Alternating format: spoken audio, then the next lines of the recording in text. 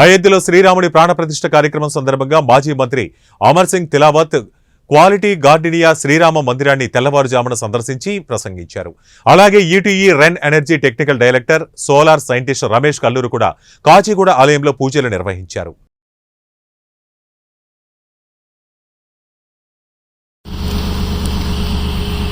శ్రీరామచంద్రుడు భగవాన్ శ్రీరామచంద్ర భగవాన్జీ ఈ లోకానికి ఒక మంచి సందేశాన్ని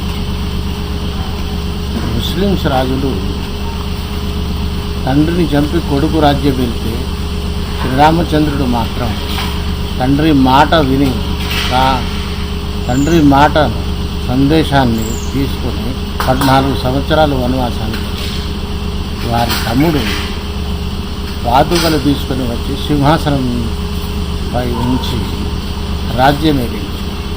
ఇంత సద్మార్గాన్ని నేర్పించిన శ్రీరామచంద్రుడు ఈరోజు 497 సంవత్సరాల తర్వాత ఇక్కడ ప్రతిష్టాపన చేయడానికి నరేంద్ర మోడీ గారు పూనుకున్నారంటే నిజంగా రామరాజ్యం వచ్చింది అనే స్థితికి మనం చేరుకున్నాం. రామరాజ్యాన్ని మనం చూడలేదు, కానీ ఇప్పుడు రామరాజ్యాన్ని మన దిక్కు తీసుకువచ్చిన, మన కోసం తెచ్చిన ఆ నరేంద్ర మోడీ గారికి మనం చేతులెత్తి దండం పెట్టాలి. ఎందుకంటే రామరాజ్యం ఎలా ఉందో తెలియజేయడానికి ఆయన ప్రయత్నం చేశారు. ఒక వాక్యం పైన, ఒక శబ్దం పైన తాను తన తండ్రి మాటను జవదాటకుండా తండ్రి కోరికను తీర్చడానికి వనవాసానికి వెళ్ళిన మహోన్నతమైన మానుభావుడు, పురుషోత్తముడు. అట్లాంటి వాడు భారతదేశంలో 497 సంవత్సరాల తర్వాత, అంటే దరిదాపు 500 సంవత్సరాల తర్వాత భారతదేశంలో ఇంకా ప్రతిష్టాపన కార్యక్రమానికి హాజరవుతున్నారు. మనమందరం కలిసి నమస్కరిద్దాం. పట్టణం అంతా కూడా శ్రీరాముడి యొక్క విగ్రహ ఆవిష్కరణకి ముస్తాబైంది.